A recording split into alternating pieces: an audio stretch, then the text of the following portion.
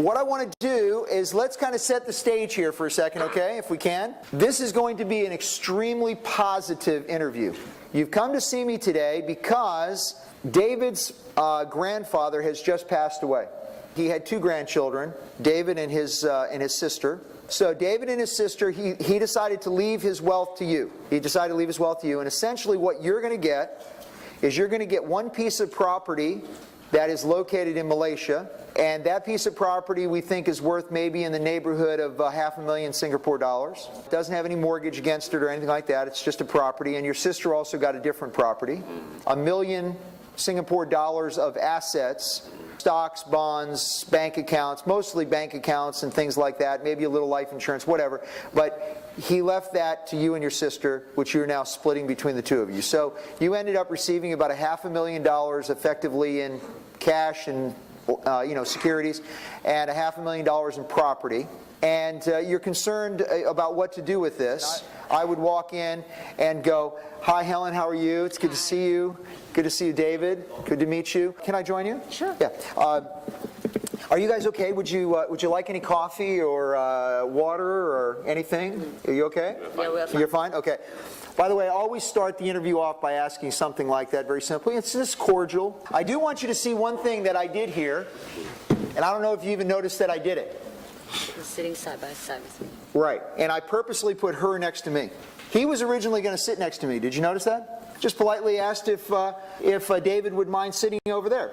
Most men tend to gravitate politely to the other man and then look towards the wife. You rarely would talk directly to the wife. That would really insult most men. But suffice to say, you always want to try to put the wife next to the advisor, if you can. And that way she is more included in the conversation too, by the way. This is a dynamic that works whether the advisor is a man or a woman. The first thing that we're going to do is we're going to sit down and make sure everybody's comfortable. We got our water and so forth. Help me here because I really want to know if there's, how I can help you. So maybe you can give me an idea of just exactly what's going on right now. Things like that. What are your thoughts with the place in Malaysia? You think you want to keep that, or would you like to keep that property, or is that something you may want to sell, or what are your thoughts? Well, for sentimental reasons, I think I'll keep it.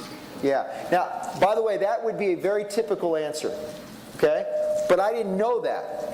And so since this is a discovery interview, I'm just asking questions about I don't know anything about it. And so I might even follow that up by saying, well, that's really interesting. I mean, in what way is it sentimental? I mean, is that a place you went when you were a child, or help me?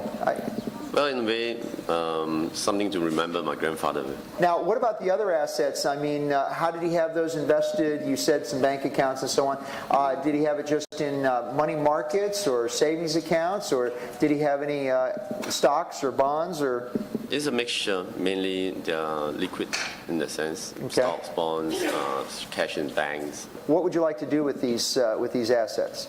Well, at this point, we have no specific use for them.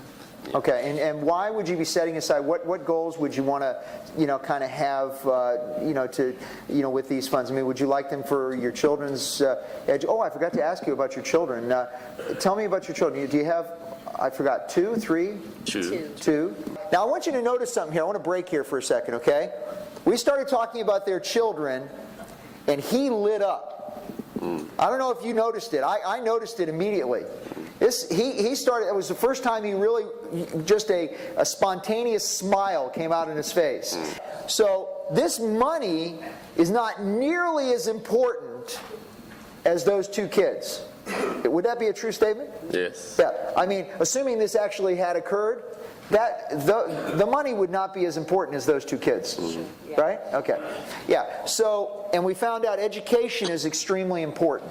So the next thing that we would do is find out what they've done as far as education in the past. Have they thought about, setting aside funds? Have they done any prepaid education plans? Have they done, anything like that? And then I would basically, let's assume for the sake of argument they did not. Well, obviously you guys haven't, but I'm assuming that the reason why you guys haven't done anything to this point, but what was keeping you from doing it? I mean, obviously you care a lot about your kids' college education. What was keeping you from, from doing anything, prior to now? I guess maybe first of all, we're both very busy.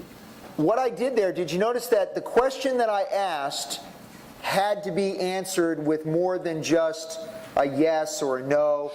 And she had to sit there and she had to actually think about what it was that she wanted to say. And then was able to essentially, and did you notice what I did during that whole entire period? I looked at her, but I did not say a word. Because you have to be ready to stop talking. God gave you 2 ears, 1 mouth, expected you to do twice as much listening as talking.